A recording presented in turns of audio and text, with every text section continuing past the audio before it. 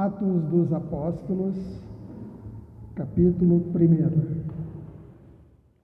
Pastor, foi o texto da semana passada. Foi.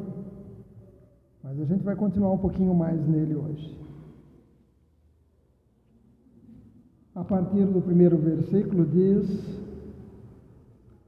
escrevi o primeiro livro, ó Teófilo, relatando todas as coisas que Jesus começou a fazer e a ensinar, até o dia em que foi elevado às alturas, depois de haver dado mandamento, por meio do Espírito Santo, aos apóstolos que tinha escolhido. Depois de ter padecido, Jesus apresentou-se vivo a seus apóstolos com muitas provas incontestáveis, aparecendo-lhes durante 40 dias, falando das coisas relacionadas com o reino de Deus. E comendo com eles, deu-lhes esta ordem: não se afastem de Jerusalém, mas esperem a promessa do Pai, a qual vocês ouviram de mim, porque João, na verdade, batizou com água, mas vocês serão batizados com o Espírito Santo dentro de poucos dias. Então, os que estavam reunidos com Jesus lhe perguntaram: será este o tempo em que o Senhor irá restaurar o reino a Israel?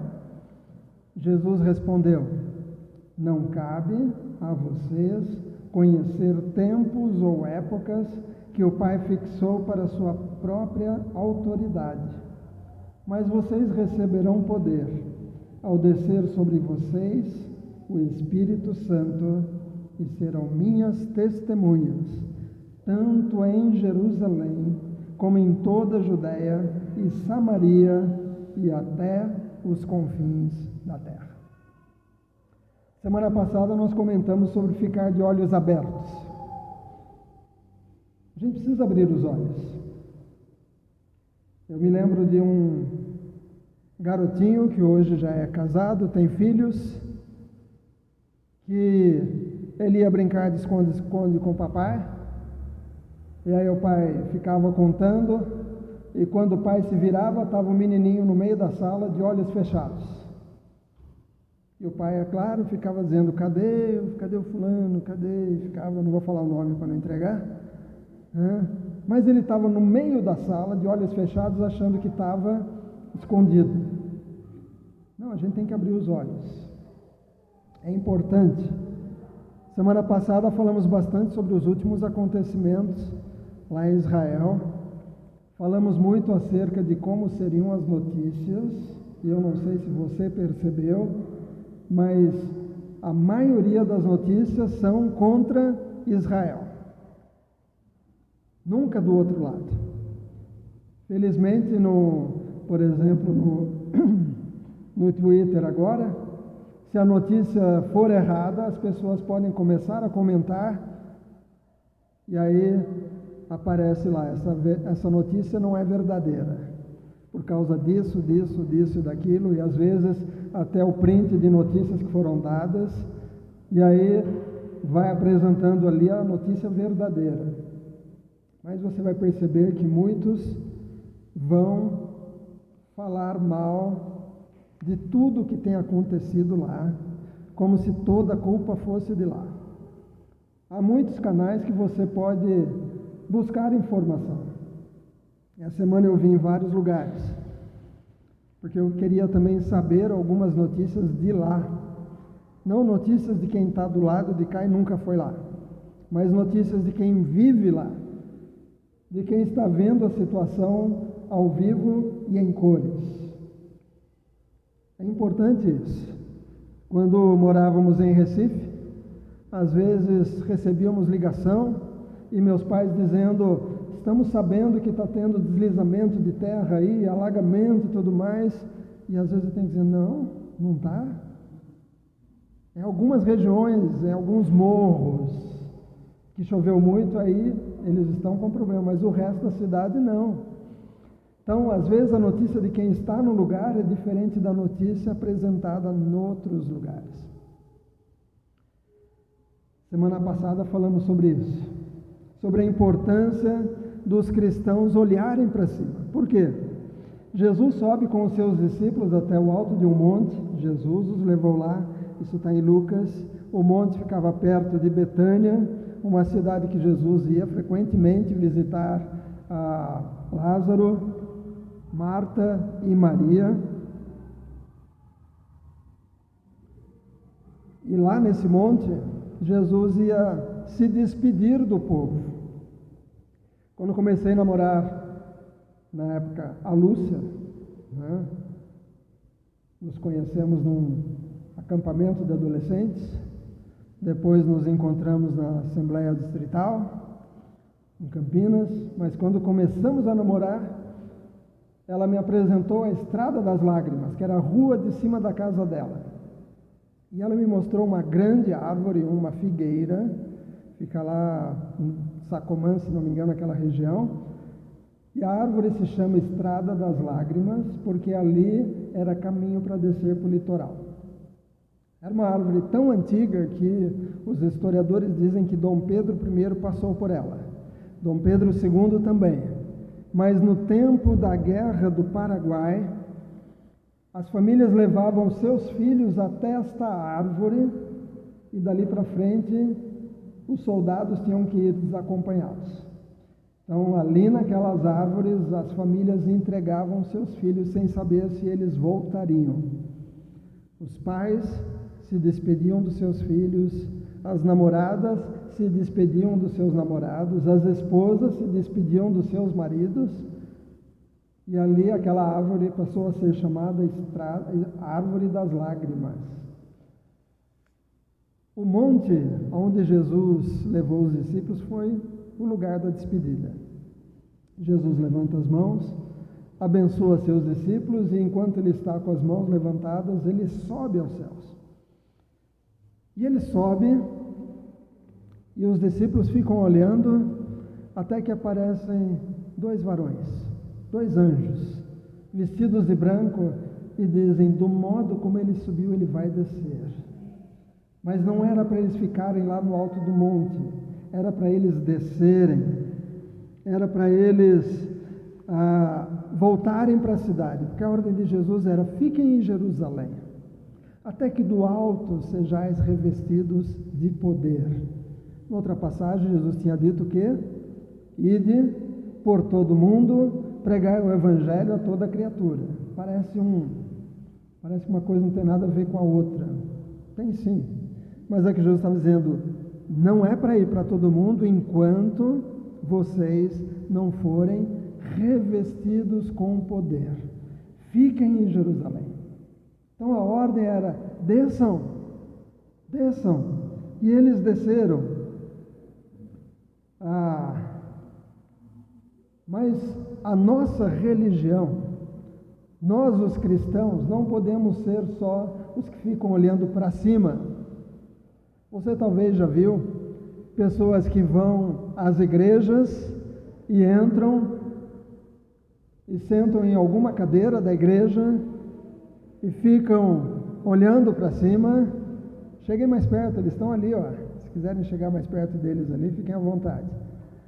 Então, tem muita gente que entra na igreja, acha um lugar na nave da igreja e ficam olhando para cima, ficam contemplando e depois vão embora. A vida cristã não deve ser uma vida de contemplação, quer dizer, eu só fico olhando para cima e esqueço da vida. Não, nós temos que também olhar uns para os outros. Eu preciso saber os nomes, eu preciso tentar entender as histórias, eu preciso tentar saber as ligações, quem é primo de quem é tio de quem.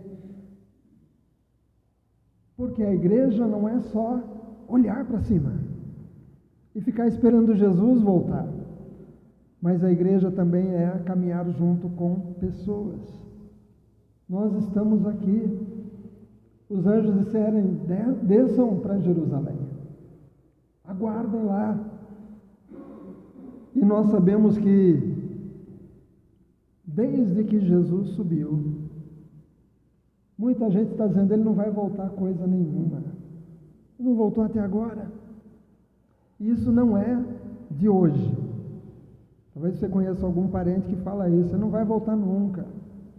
Mas Pedro já escrevia isso, e lá em 2 de Pedro, se você estiver anotando, 2 de Pedro, capítulo 3, versículo 3 a 10, Pedro diz: antes de tudo, saibam que nos últimos dias virão escarnecedores com as suas zombarias, gozações, andando segundo as próprias paixões, e dizendo: onde que está a promessa da sua vinda? Porque desde que os pais morreram, todas as coisas permanecem como desde o princípio da criação. Então, na época de Pedro, na época do começo da igreja, já tinha gente dizendo: ele não voltou, não vai voltar nunca. Mas Jesus vai voltar. Nós temos que ficar olhando para cima. Mas não podemos ficar só olhando para cima.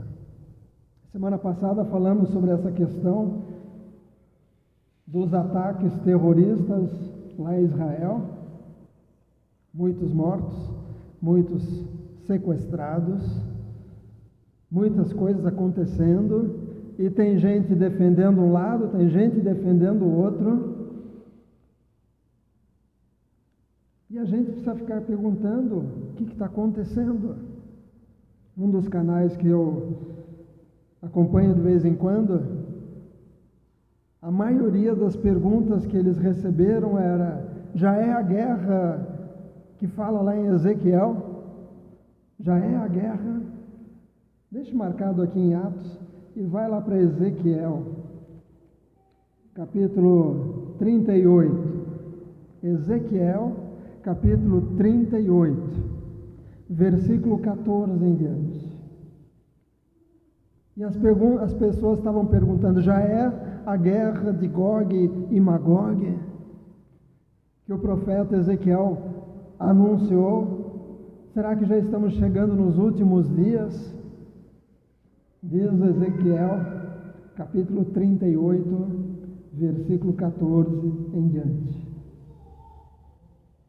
Portanto, profetize, filho do homem, e diga a Gog: assim diz o Senhor: será que naquele dia, quando o meu povo de Israel estiver vivendo em segurança, você não ficará sabendo? Você virá do seu lugar dos lados do norte, você e muitos povos com você, todos os montados em cavalos, uma grande multidão e um poderoso exército. Você subirá contra o meu povo Israel como nuvem para cobrir a terra. Nos últimos dias trarei você contra a minha terra, para que as nações me conheçam, quando eu tiver revelado a minha santidade em você. Ó Gog, diante das nações, assim diz o Senhor Deus: por acaso você não é aquele de quem falei nos tempos antigos por meio dos meus servos, os profetas de Israel, que naqueles dias profetizaram durante anos que eu faria com que você viesse e atacasse o meu povo? Naquele dia, quando Gog vier contra a terra de Israel, diz o Senhor Deus, eu ficarei furioso. Pois no meu zelo, no fogo do meu furor, eu disse que naquele dia haverá um grande terremoto na terra de Israel. Os peixes do mar, as aves do céu, os animais selvagens, todos os animais que rastejam sobre a terra e todas as pessoas que estão sobre a face da terra tremerão diante de mim. Os montes virão abaixo, os rochedos se desfarão, e todas as muralhas desabarão por terra. Convocarei a espada contra Gog e todos os meus montes, diz o Senhor Deus. A espada de cada um se voltará contra o seu próximo. Depois em casa leia o restante desse capítulo e o capítulo 39. E a maioria das pessoas estavam essa semana perguntando: já é a guerra de Gog e Magog? E a resposta que foi dada por essas pessoas que conhecem a região e conhecem a história e conhecem as profecias foi: não, não é. Não por enquanto, porque a gente está falando de hoje. Mas a maioria deles disseram: mas se a coisa aumentar e outros povos se juntarem contra Israel, outras nações se juntarem contra Israel, aí pode ser que seja a guerra de Gog e Magog. Mas que hoje ainda não é. Então nós precisamos ir olhando para cima e perguntando: Deus, o que está acontecendo por aqui? Já é os cumprimentos das profecias? E a Bíblia diz que Deus não faz nada sem antes avisar seus servos, os profetas. Mas nós não podemos ficar apavorados. Um amigo nosso contou de uma conhecida recém-casada que o marido saiu para trabalhar e ela resolveu fazer feijão. Nunca tinha feito feijão na vida. Ela escolheu o feijão, lavou o feijão, pegou a panela de pressão, colocou o feijão, colocou água, pôs no fogão e ficou olhando a panela. E aí o que a panela faz depois de um tempo? Pressão. Começa a girar. Ela correu, foi para trás do sofá, chamou o corpo de bombeiro. Aí o bombeiro veio naquela barulheira toda, aquela sirene toda, o bombeiro entrou e ela disse: é lá na cozinha, vai explodir. Aí o bombeiro foi lá na cozinha e aí ele voltou e disse: há quanto tempo está acontecendo isso, moça? Aí ela disse: faz tantos minutos. Aí ele disse: então vem comigo, vou te ensinar a temperar o feijão. Já está pronto o seu feijão. Ele percebeu que ela era marinheira de primeira viagem. Nós não podemos ser aqueles que ficam olhando os sinais. A panela estava dizendo: ó, o feijão está quase pronto. Nós não podemos ser daqueles que ficam olhando os sinais e entramos em pânico, porque o pânico paralisa. O pânico paralisa. Nós não podemos entrar em pânico. Nós precisamos olhar os sinais e começar a perguntar: Deus, o que o Senhor quer de mim? Deus, o que eu faço? Deus, o que o Senhor espera de mim? Todos esses acontecimentos nos levam a entender o que Pedro fala lá em 2 Pedro, capítulo 3, versículo 12, que nós temos que estar esperando e apressando a vinda do dia do Senhor. Olha que engraçado, a gente tem que estar esperando, mas apressando. Há muitos que estão dizendo: eu estou esperando, mas estou dizendo: vem não, Jesus, vem não. Vem não, que eu ainda não casei. Vem não, que eu ainda não tenho filhos. Vem não, que eu ainda preciso fazer algumas coisas. Não vem não, Jesus, eu sei que você vai voltar, mas não vem não. Não, Pedro está dizendo o contrário. Nós temos que estar esperando e apressando. Esperando e dizendo: Maranata, vem Jesus. A palavra Maranata significa ora, vem Senhor Jesus. Porque quando Ele vier, será a nossa solução. Então eu tenho que estar olhando para cima, aguardando e apressando. Mas eu não posso só ficar olhando para cima. Eu também tenho que olhar para dentro das quatro paredes. Aqueles discípulos não podiam ficar lá em cima no monte, só olhando as nuvens, esperando que Jesus... Os anjos falaram, ele subiu nas nuvens, vai voltar nas nuvens. Eles iam estar até hoje lá olhando as nuvens. Mas a ordem era, voltem para Jerusalém. E aí eles voltam para Jerusalém, voltando lá para Atos, capítulo 1, versículo 12.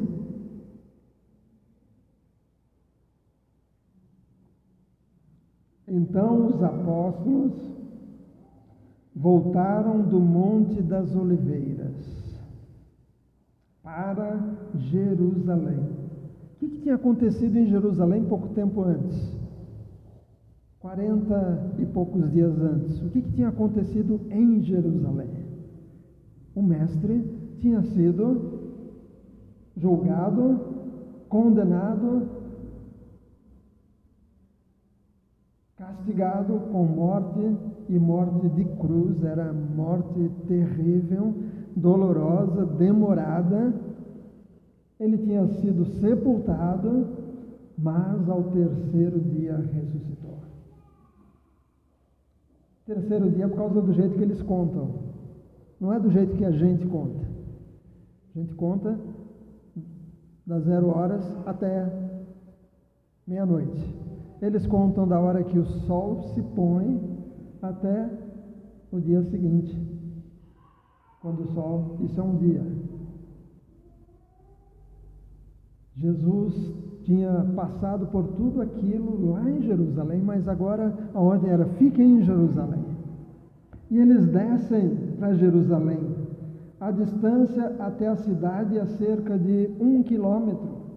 E quando entraram na cidade, ainda estou no versículo 13, quando entraram na cidade, subiram para o cenáculo. Era uma parte em cima de algumas casas, onde se reuniam Pedro, João, Tiago, André, Filipe, Tomé, Bartolomeu, Mateus, Tiago, filho de Alfeu, Simão o Zelote e Judas, filho de Tiago, não Iscariotes. Iscariotes já tinha ido embora. Todos estes perseveravam unânimes em oração, com as mulheres, com Maria, mãe de Jesus, e com os irmãos dele.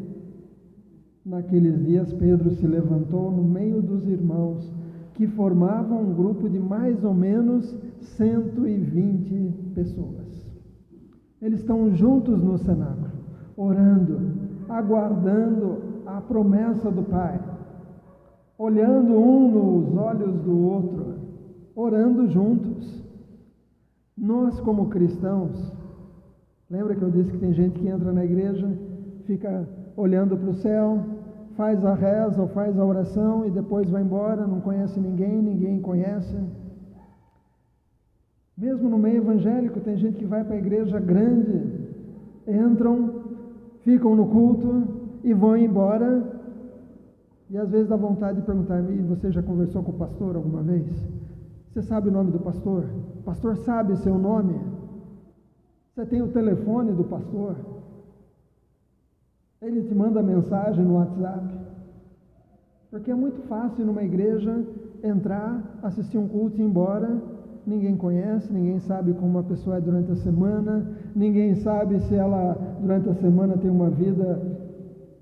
Agora, ser crente no bairro, perto de casa, com pessoas conhecidas, que ouvem o que a gente faz durante a semana, é diferente, muito diferente. Nós precisamos olhar para dentro, olhar uns para os outros, orar uns pelos outros, ajudar, apoiar, às vezes pôr a mão no bolso, às vezes levar alguma coisa, levar uma janta, levar um bolo, é olhar para dentro. A igreja é um lugar aonde nós precisamos nos ajudar. Jesus tinha dito: fiquem em Jerusalém, porque vocês serão batizados com Espírito Santo e com fogo. Então eles tinham que olhar para dentro, porque ser cristão é compreender que o Pai é nosso. Não é meu Pai, só meu Pai. O Pai é nosso. Se o Pai é tanto meu quanto o seu, o Pai é nosso.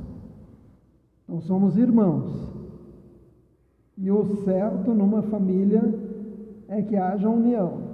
Eu sei que algumas famílias são briga de gato e rato, mas o normal, o natural, é que nas famílias haja cuidado de um com o outro. Se a sua família não é assim, ore para que seja um dia. Ore para que Jesus entre na família, transforme, liberte, e que com o passar dos dias, dos meses, dos anos, haja unidade na família. O Pai é nosso. Jesus morreu por todos nós. Precisamos estar juntos. Os cristãos se reuniam no partir do pão. A igreja precisa olhar para dentro. Não porque a gente vai ficar vigiando um ao outro, mas é porque a gente se preocupa um com o outro.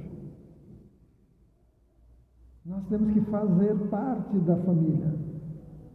Ninguém pode ser cristão sozinho. Há muita gente que diz: não, eu sou crente, mas eu não frequento igreja nenhuma, mas eu sou crente. Não dá para ser crente sozinho. Não dá para ser crente só de televisão. E aliás, hoje você vai encontrar muita gente que só assiste o que gosta.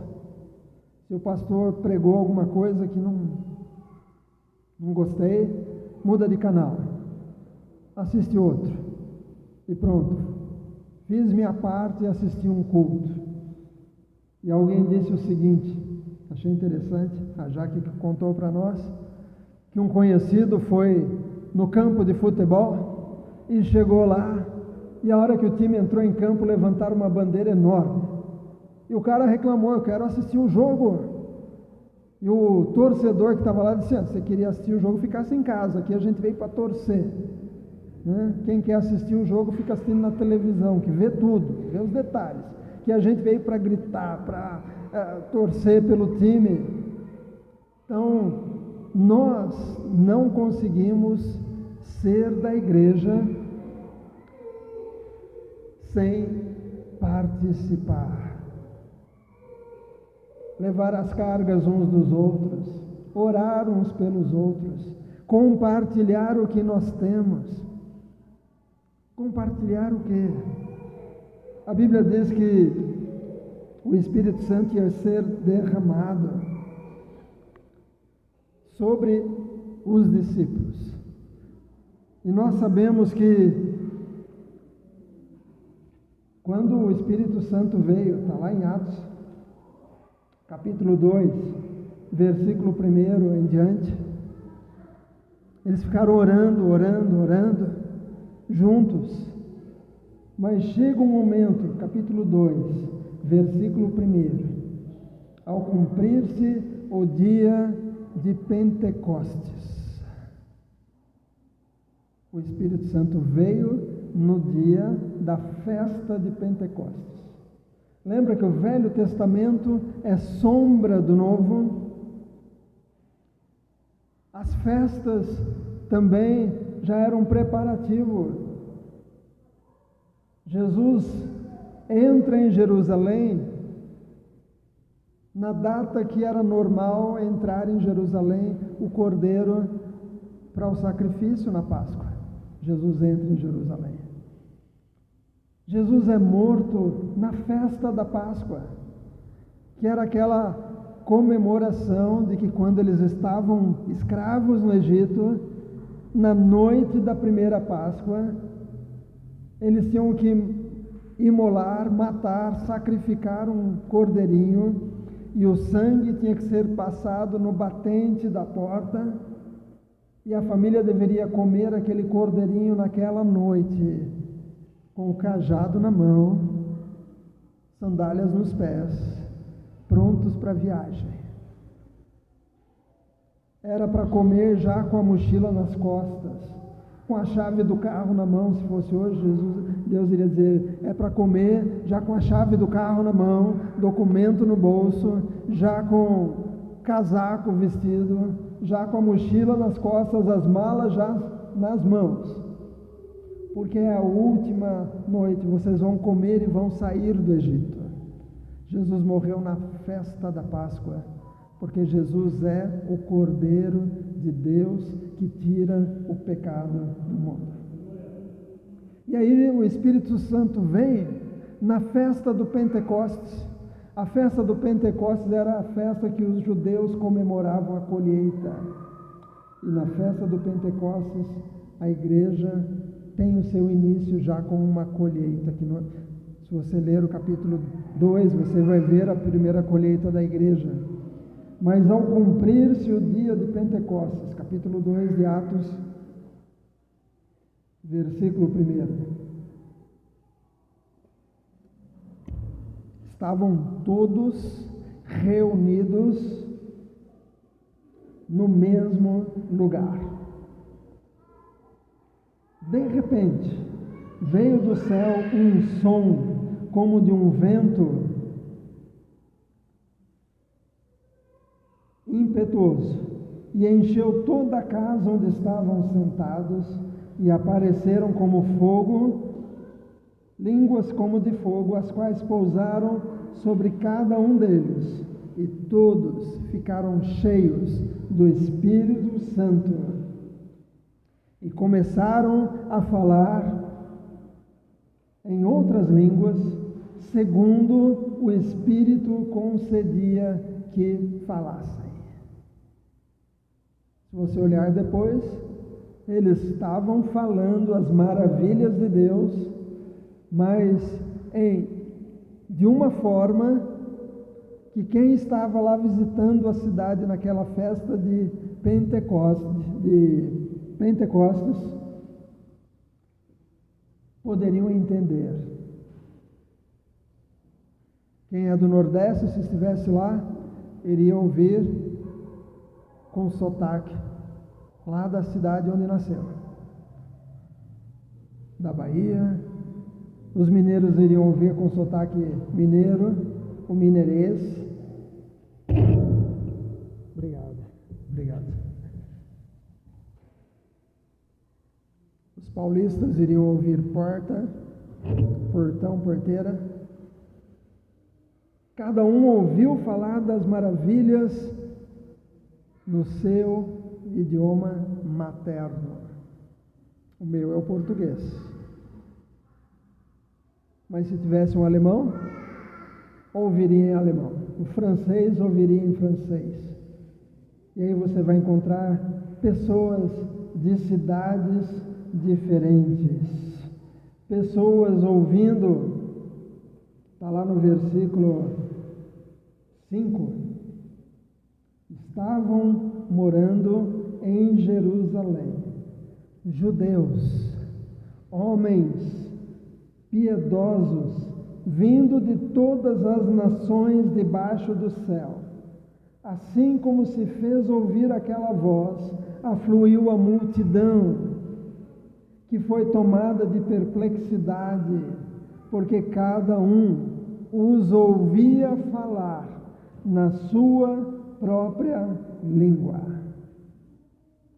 Estavam atônitos e se admiravam, dizendo: vejam, não são galileus todos esses que aí estão falando?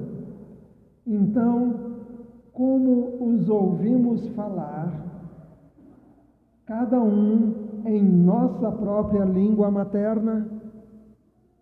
Já pensou? Se você perceber um alemão falando em português da sua terrinha, do Paraná, lá de Minas, lá, não sei de onde que você veio. Como que esse alemão está falando? Não tem nem sotaque de alemão falando português. Mas era o poder do Espírito Santo, porque aquilo tinha que ser um momento marcante na vida do cristianismo. Eram judeus, reconhecidamente judeus, pelo jeito de vestir, jeito da barba, jeito de falar, mas falando das maravilhas de Deus. Para outros judeus que estavam lá para participar da festa do Pentecostes. Nós precisamos olhar para dentro. Quando o Espírito Santo vem, não é só para dentro da igreja, só para um culto. Eu conheço muita gente que acha que o Espírito Santo é só para aquele culto especial, para aquele momento diferente, só para isso. Não, o Espírito Santo é para o dia a dia. O Espírito Santo é para a sua jornada de trabalho. O Espírito Santo é para a sua ida para a faculdade, para a escola, para ir nas suas reuniões de família, para ir ao supermercado com você. O Espírito Santo é para o seu dia a dia. Mas também dentro da igreja, para edificação do corpo. Nós vamos encontrar, por exemplo, lá em Efésios 4:11,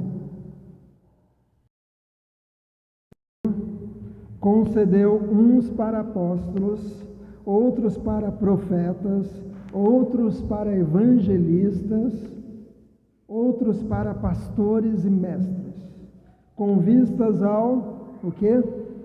Aperfeiçoamento dos santos. Aperfeiçoamento dos santos. Você está perfeito já, Marcos? Ainda não. Eu também não. Mas juntos a gente vai acrescentando e a gente vai vendo. Daqui a algum tempo você vai olhar para trás e vai dizer quanta diferença. Quanta diferença. Essa semana eu estava falando com uma senhora do bairro e eu disse, dá para notar a diferença. Dá para notar a diferença. E ela disse, eu também já estou sentindo diferença. Era noutra área, mas olhando já dava para notar a diferença. Na vida cristã também é assim. As pessoas vão olhar e vão dizer, Pedro, você está diferente. Manuel, você está diferente. É o Espírito Santo que, usando a igreja, quando a gente olha para dentro uns para os outros, Deus derramando o Espírito Santo dele, ele levanta apóstolos, profetas, evangelistas, pastores, mestres, com vistas, ou seja, com o objetivo de aperfeiçoamento dos santos, o desempenho do seu serviço para edificação do corpo de Cristo. A igreja chamada de o corpo de Cristo. A igreja cristã é o corpo de Cristo. E esse corpo precisa ir sendo aperfeiçoado, porque nós somos imperfeitos. Se você achar uma igreja perfeita, não vá para lá. Porque a hora que você entrar, ela deixa de ser perfeita. E às vezes a igreja perfeita é quando a gente vai visitar. Ainda mais se é um culto especial e vai ter um pregador de fora. E aí é tudo diferente. Mas é na semana após semana que a gente vai descobrindo que nós não somos perfeitos. Um dia, de repente, parece que a Jaqueline está meio chateada. Outro dia parece que o Firmino passou e não cumprimentou. E às vezes não, às vezes ele só não viu. Às vezes é porque a Irene esqueceu os óculos em casa e não conseguiu enxergar. Mas nós não somos perfeitos. Então todos nós precisamos ser aperfeiçoados. Tem gente que fala, por que todo crente é ex-traficante, ex-não sei o que, ex-matador, todos nós somos ex. Alguns são ex-fofoqueiros, outros são ex-mentirosos, outros são ex-ruins de pagar. Tem gente que para pagar é difícil. Mas quando Jesus entra, a pessoa tem que se arrepender e dizer, eu estou devendo, e vai procurar a pessoa e dizer, eu estou devendo, não tem dinheiro, mas eu vou pagar. Posso pagar parcelado? Posso, mas eu vou pagar. Olha, eu menti, aquilo lá foi mentira, não aconteceu, te peço perdão. A verdade foi essa. Mas nós precisamos do Espírito Santo. Capítulo 4, versículo 13 a 15, ainda em Efésios, diz, até que todos cheguemos à unidade da fé e do pleno conhecimento do Filho de Deus. Você já conhece tudo sobre Jesus? Já conhece tudo? Eu não conheço. Tem gente que não vem para a igreja porque já sabe de tudo. Uma coisa é saber de tudo a Bíblia de cor. Outra coisa é saber para que serve cada coisa. Outra coisa é saber, entender como aplicar aquilo no dia a dia. Então todos nós precisamos chegar ao pleno conhecimento, à perfeita varonilidade, à estatura da plenitude de Cristo. Você já está parecido com Cristo, igualzinho Jesus? Alguém aqui já está igualzinho Jesus? Nenhum de nós. Mas cada vez nós precisamos, ao ler a palavra, ao frequentar os cultos, ao estar junto com a igreja, nós precisamos ir crescendo na graça e no conhecimento de Jesus Cristo. Versículo 14. Para que não mais sejamos como meninos, agitados de um lado para o outro, levados ao redor por todo vento de doutrina, pela artimanha dos homens, pela astúcia dos que induzem ao erro. Tem gente que fica correndo atrás de novidade. Surge uma igreja nova, com uma mensagem diferente, e quero conhecer. Aí de repente aquela já não tem mais. Aí surge outra, e corre para lá. Surge outra religião, corre para lá. Isso é coisa de menino. Paulo está dizendo que nós temos que ser adultos, entender que a mensagem é da Bíblia. Se alguém aparecer com outra mensagem diferente dessa, a Bíblia diz que você tem que rejeitar. Mas nós precisamos andar juntos. Versículo 15. Mas seguindo a verdade em amor, cresçamos em tudo naquele que é o cabeça, Cristo. Então a igreja é o corpo de Cristo, mas a cabeça, o cabeça, é Jesus. O cabeça é Jesus. O cabeça não é o pastor da igreja. O cabeça é Jesus, o pastor por excelência. Nós só somos pastores auxiliares do pastor. Mas juntos a gente precisa ir crescendo. Vai lá para 1 Coríntios, capítulo 14. Então a igreja precisa olhar para dentro.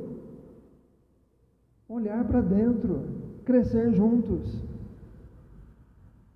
Se você sentiu falta de alguém hoje, ore por essa pessoa durante a semana. Ou talvez ligue para ela, para saber se ela está bem. 1 Coríntios, capítulo 14.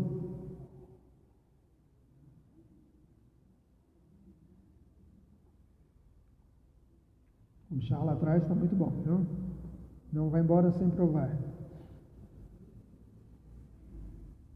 1 Coríntios 14, versículo 1 diz: segui o amor e procurar com zelo os dons espirituais. Quem é que dá os dons espirituais? É o Espírito Santo. Lembra que o Espírito Santo veio sobre os discípulos e eles ficaram cheios do Espírito Santo e começaram a anunciar as grandezas de Deus, e as pessoas de outros povos estavam ouvindo na língua materna. O Espírito Santo não veio só para aquele momento, mas também o Espírito Santo derramou dons sobre aquele grupo, 120 pessoas no cenáculo. E Paulo aqui ele vai explicar para a gente o que são esses dons. Dons são presentes. O Espírito Santo vem e dá presentes para a igreja. A gente não compra, a gente não recebe porque merece alguma coisa, nós não merecemos. Aliás, se Deus fosse nos tratar como nós merecemos, não teria ninguém aqui, nem eu. Deus não nos trata como nós merecemos, Ele nos trata pela sua graça. Graça é um favor imerecido. Deus nos abençoa porque Ele quer nos abençoar, não porque a gente merece. Mas aqui diz, seguindo, capítulo 14 de 1 Coríntios, versículo 1, seguir o amor, procurar com zelo os dons espirituais, mas principalmente, o quê? O que a maioria das pessoas querem de dom? O que as pessoas querem de dom? É interessante que o que Paulo fala não é o que as pessoas querem hoje. Não é que alguns lugares dizem que é a evidência. Como que a gente sabe que uma laranjeira é uma laranjeira? Na hora que dá a laranja. Eu já contei dos meu avô e os irmãos dele, principalmente o Antônio, era o Antônio e o Antão, mexiam com plantação, e um dia estavam os dois juntos, e os filhos dele juntos, e aí o filho de um dos meus, não lembro se era o filho do meu avô, filho do meu tio-avô, pegou a folha de uma mudinha pequena, cheirou, e disse, é limão, papai? Aí o pai cheirou e disse, é limão. Aí o irmão dele pegou e disse, não, isso é. E ficaram brigando os dois. Mas o filho disse, quer ver eles brigar? Quer ver eles brigar? Eu vou dizer, um vai dizer que é uma coisa, outro vai dizer que outra. Às vezes pela folha a gente se engana, mas pelo fruto a gente conhece o que vem de Deus e não, o que não veio. Pelo dom do Espírito Santo, não só, tem gente que só quer um, e às vezes fica desesperado por aquele um, e às vezes recebe até a receitinha de como conseguir aquele um, fala isso, fala aquilo, fala aquele outro, repete assim, repete assado, e vai mais rápido, mais rápido, mais rápido. A gente não precisa dizer para o Espírito Santo o que ele tem que dar de presente. Lembram daquela Natal está aí, cadê minha calói? Todo mundo pedia calói. Não é a gente que tem que dizer para o Espírito Santo qual é o presente que ele tem que dar. A Bíblia diz que é o Espírito que decide o que ele vai dar para você, para cada um aqui. Diz ali, seguir o amor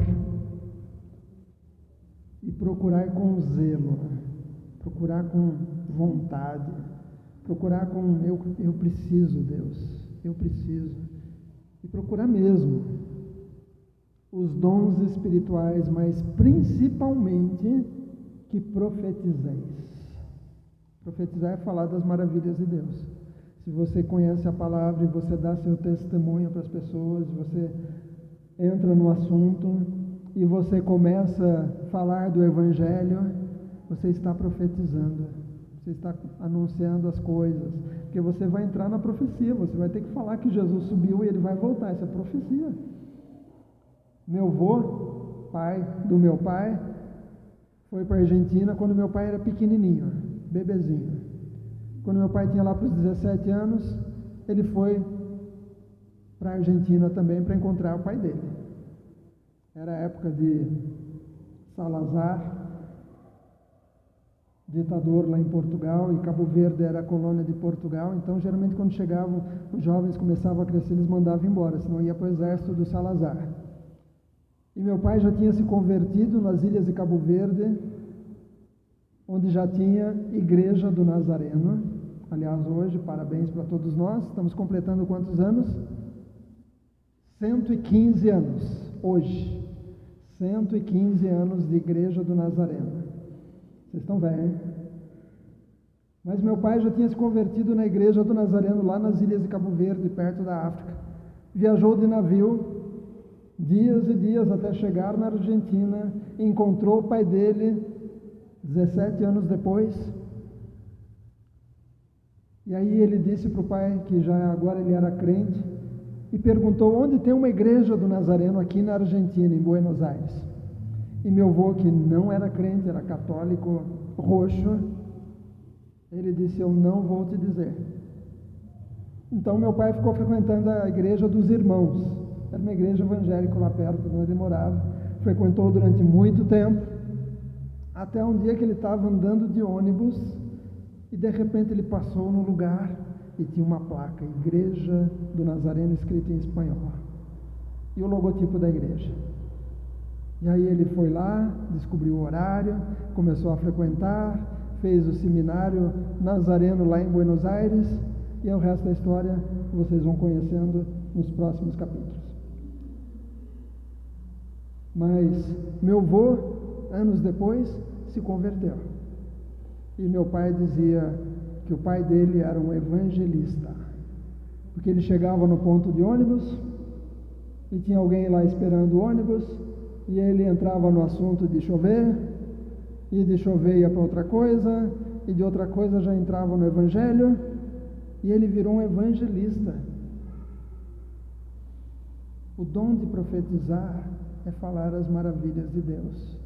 Você nem precisa falar os versículos, mas se você contar do que Deus está fazendo em você ou na sua família, você está profetizando. Você está anunciando as grandezas de Deus numa linguagem que a pessoa entende. Então deixa o crentez de lado. Não adianta ficar falando a glória, a bênção e não sei o quê.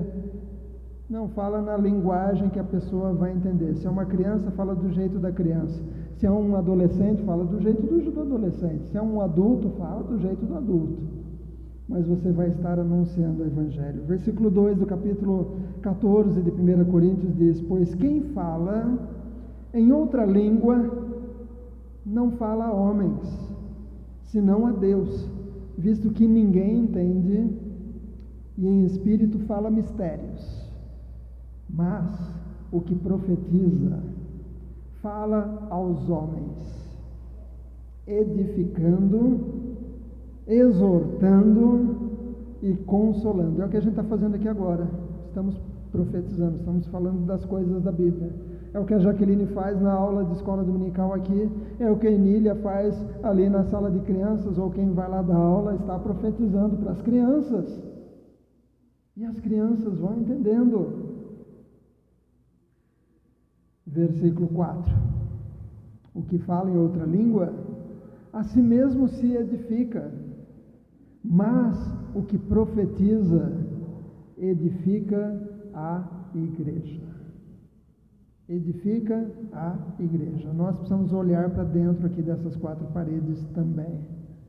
Eu não posso ser um crente que só olha para cima, só fica aguardando Jesus.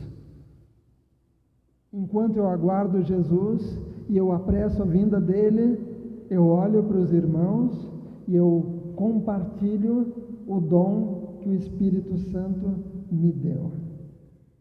Vai lá para o capítulo 12, também de 1 Coríntios. Capítulo 12 de 1 Coríntios. Juntos nós vamos trabalhar. A Bíblia fala que a igreja é o corpo de Cristo. Cristo é o cabeça, mas o corpo tem várias partes diferentes. Uma faz uma coisa, outra faz outra. Um é para caminhar, outro é para pegar. Cada parte faz alguma coisa. A sobrancelha para não derramar suor nos olhos, porque quando cai suor nos olhos, a gente fica com o olho ardendo, então cai na sobrancelha e desvia. Cada parte do nosso corpo tem uma finalidade, porque Deus, quem nos criou, Ele é maravilhoso. E aqui em 1 Coríntios capítulo 12 diz: a respeito dos dons espirituais, não quero, irmãos, que sejais ignorantes. Sabeis que outrora, quando éreis gentios, quando você não era da igreja, quando você não conhecia Jesus Cristo, deixáveis conduzir-vos aos ídolos mudos. Você tinha seus ídolos, suas imagens, você fazia suas preces, suas orações às imagens, segundo éreis guiado. Alguém ensinou assim, alguém te falou, é assim que tem que ser. Por isso vos faço compreender que ninguém que fala pelo Espírito de Deus afirma anátema ou amaldiçoado seja Jesus. Por outro lado, ninguém pode dizer Senhor Jesus senão pelo Espírito Santo. Ora, os dons são diversos, mas o Espírito é o mesmo. Os dons são diversos, são diferentes, mas o Espírito Santo é o mesmo. Versículo 6: há diversidade nas realizações.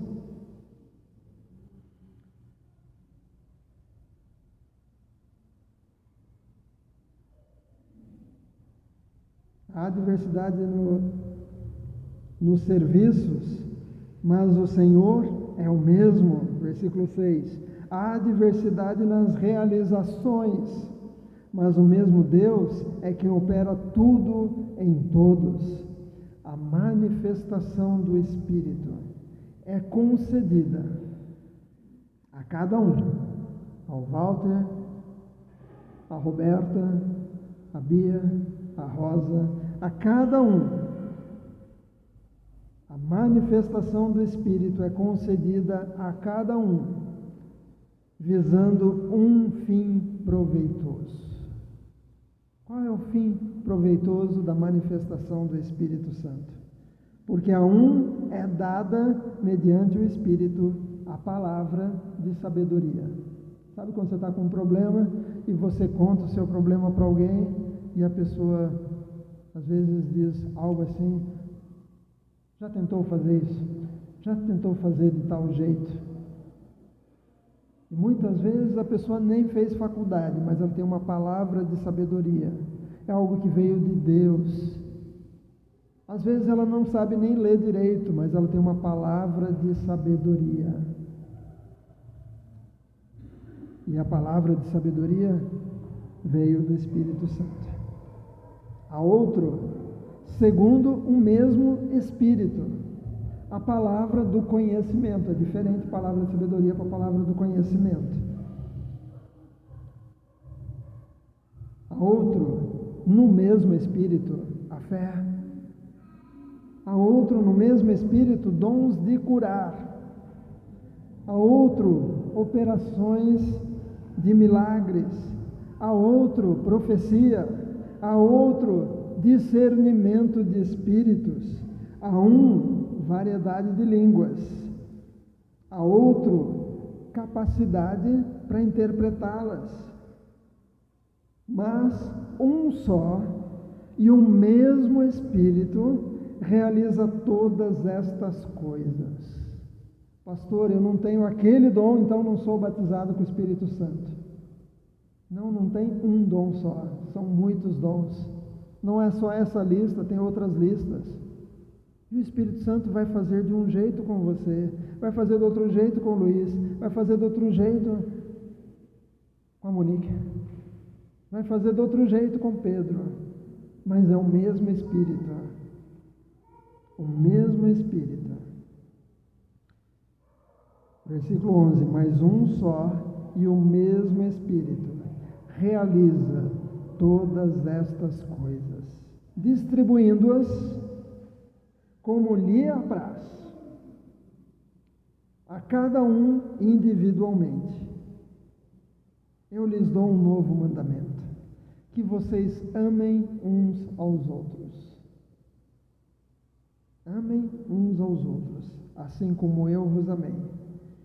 E também está lá em João capítulo 13, se está procurando aí não vai achar, está em João 13, versículo 34 e 35.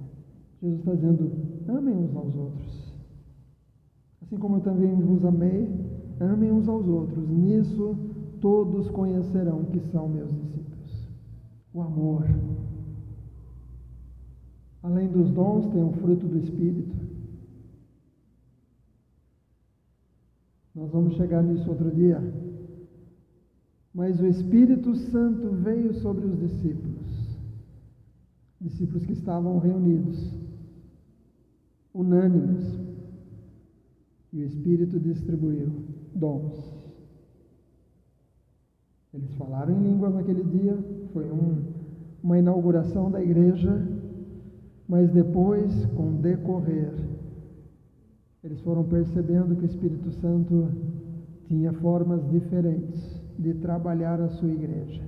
Descubra qual é o dom que o Espírito Santo tem dado a você. E se Ele deu, é para você colocar em prática. Os homens que têm a oficina em casa sabem que as ferramentas ficam lá. Tem hora que você precisa de um martelo, mas tem hora que se você usar o martelo, não vai tirar o parafuso. Tem que ser uma chave. E não é qualquer chave, né, Daniel? Tem que ser aquela chave. Às vezes tem que ser naquela medida exata. Se você usar uma chave errada, vai estragar o parafuso. Da mesma forma, a igreja, o Espírito Santo derrama dons. E somos como ferramentas na oficina daquele que é o Criador e o dono da igreja. Vai ter momento que ele vai dizer, Aguinaldo, quero usar você agora, no dom que eu te dei.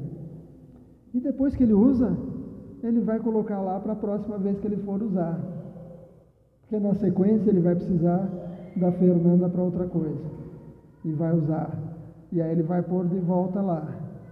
E às vezes ele vai pegar e vai dizer, Toninha, eu vou dar uma lustrada, eu vou te preparar porque amanhã eu vou precisar. Amanhã. Porque o que eu estou fazendo hoje, eu sei que amanhã eu vou precisar da Toninha. Somos ferramentas diferentes. Diferentes. Conheci alguém que quando ele trabalhava com o tio, e ele tentava martelar com o alicate do tio, o tio vinha e dava um croque na cabeça dele. Porque tinha que usar a ferramenta certa para cada coisa. O Espírito Santo quer vir sobre a igreja e nós precisamos estar atentos, olhando para cima, olhando para os acontecimentos e compreendendo, será que agora é que Jesus está para chegar? Mas enquanto ele não chega, nós estamos aguardando e apressando, mas nós estamos cuidando uns dos outros, olhando para dentro, dividindo o que o Espírito Santo deu para cada um, de forma que a igreja possa ser edificada. Tem uns que são bons de dar aula, mas eles dão uma aula muito boa, falando sobre as coisas da Bíblia. Mas às vezes precisa ter alguém que tem o dom da fé, para crer naquela palavra que foi ensinada e dizer, então eu vou pôr em prática aquilo que eu aprendi na escola dominical. E ele vai ter o dom da fé para ir fazer alguma coisa. E vai ter aquele que vai ter o discernimento de espíritos para dizer, opa, aquilo que a pessoa está ensinando ali não é de Deus. Aquilo que a outra pessoa está ensinando lá está cheirando ruim. São os dons que o Espírito Santo vai derramar. E o fruto, a gente vai falar nisso no outro dia. Observe e não seja como aquela moça que viu a panela de pressão e ficou apavorada. Seja como o bombeiro. Observe os sinais e entenda. Agora, às vezes, você vai dizer, o feijão está ficando pronto. Jesus está voltando.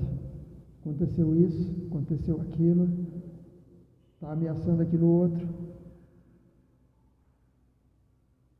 E juntos a gente vai crescendo. Abaixe sua cabeça, feche seu olho, para a gente orar. Alguns aqui eu conheço, outros estou podendo conhecer agora. Bem-vindos, em nome de Jesus. Mas o Espírito Santo te conhece. E o Espírito Santo quer entrar na sua vida, quer purificar o seu coração. Este é o melhor sinal do batismo com o Espírito Santo. É purificando pela fé os corações. Ele purifica lá dentro, ele faz um trabalho lá dentro. E purificando os corações, vai haver algo aparecendo aqui do lado de fora.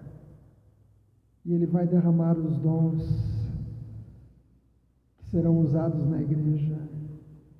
Mas para que isso aconteça, é necessário buscar com zelo. Buscar é uma buscar de verdade.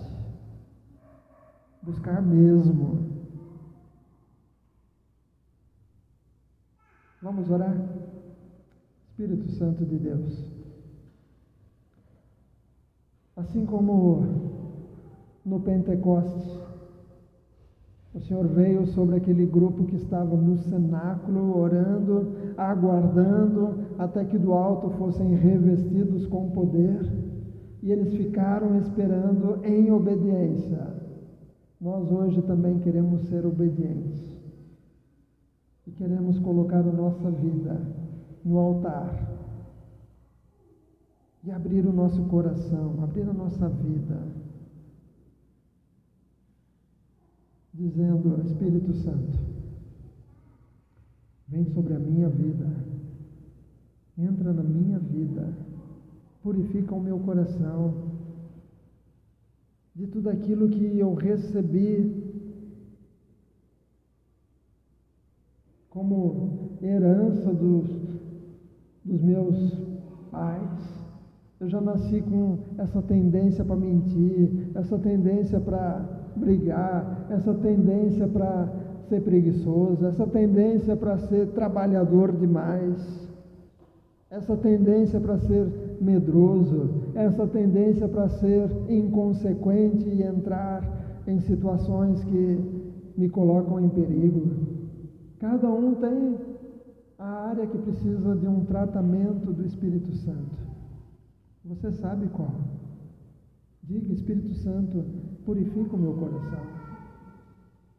Vem morar dentro da minha vida, de forma que eu possa ser testemunha, de forma que eu possa ser usado como ferramenta de acordo com o dom que o Senhor quiser dar para mim, para que eu possa ser útil na igreja.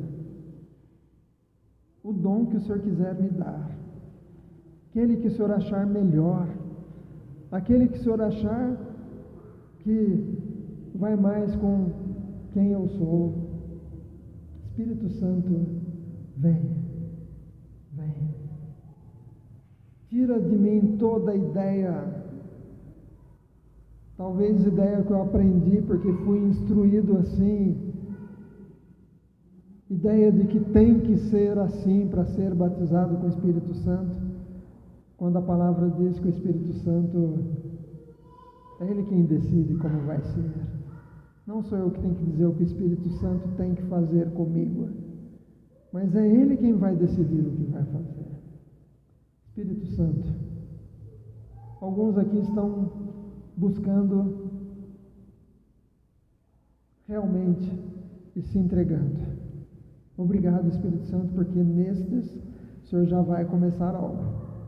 O Senhor já vai começar a mostrar esta área. Esta área é a área que eu estou te capacitando. Esta área é a área que eu vou te usar para a edificação do corpo, da igreja. Esta área é a área que eu vou usar você nos momentos certos.